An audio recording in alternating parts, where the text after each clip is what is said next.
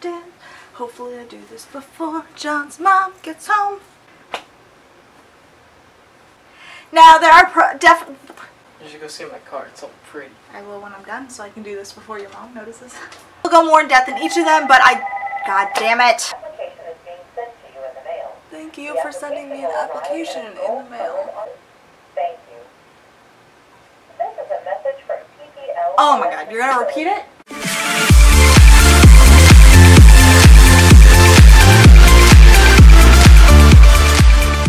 Hey Twinkle Butts! So welcome to another episode of Cosplay 101. So congratulations, you've decided who you want to cosplay. Now you just have to figure out how you're going to get that cosplay. Now there are three main ways that I know I've already touched up on, but I want to go more into depth with each of them.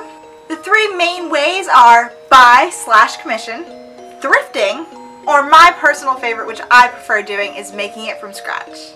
Now there are definitely pros and cons to each kind, so I'm going to go into them real quick, and then hopefully later on I can go more into depth in different videos on each one alone. So obviously the easy one is buying or commissioning. Now buying and commissioning cosplays are two separate things in whole, but I put them together just because it involves you not doing much. Buying online is definitely the cheaper, probably fastest way to go, just because you can just buy it, it'll ship, it's already made to order, it's all good to go.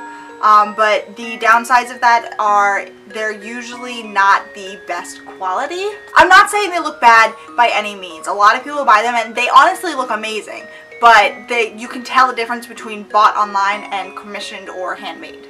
Now commissioning is a little different. Usually it's very expensive depending on who you're commissioning, and you need to find somebody that you trust that will make your cosplay the way you want it and you just have a good chemistry with, I guess. They usually do come out really, really nice, and that way if you don't know how to sew, you can still have that handmade, really detailed look that most people are going for.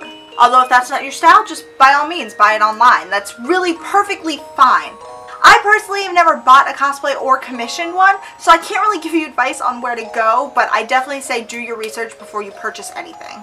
Now the second main thing is thrifting. This is honestly how I started. It's how I taught myself to sew because it required a little bit of altering, but it didn't require me making things from scratch, so it was right in line for me as a beginner. And honestly, I always suggest this for beginners who want to make their cosplays.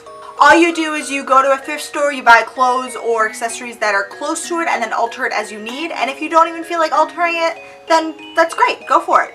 Also, another thing thrift stores are great for is if you're doing an alternate universe version of that character. That way you can make it your own style, it doesn't need to be exact. Thrifting is also usually very cheap, and it still gives you something to be proud of when you're done. The only main bad thing about it is you can't usually get it exact, and sometimes it is very time consuming depending on how much altering you have to do. Now the last final thing that we're going to talk about is the main way that I choose to make my cosplays, and that is making them from scratch. I do want to make a bigger long video on this in different segments, such as choosing fabrics, stuff like that, but I'm just going to touch up on this really quickly.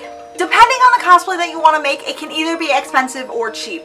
That also depends on the fabrics that you want to use. So keep that in mind when choosing a character and how you're going to get the cosplay. And it really does take practice. Making big complicated ball gowns and stuff does take practice and time and patience, which I don't have, which is usually my main problem.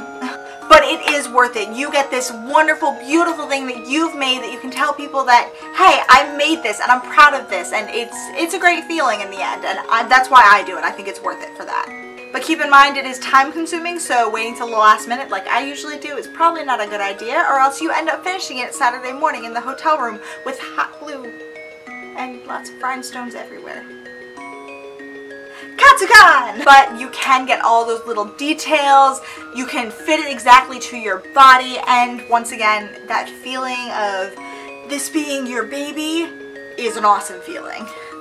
So I absolutely will be going more in depth into each of these categories, but I just wanted to give a quick overview of each one. Tell me what you guys think, what you want to hear more about, what you want my next video to be. I'm thinking possibly wigs.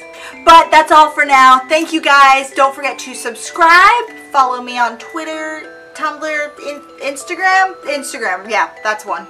And hopefully I will see you guys next week. Love you. Bye!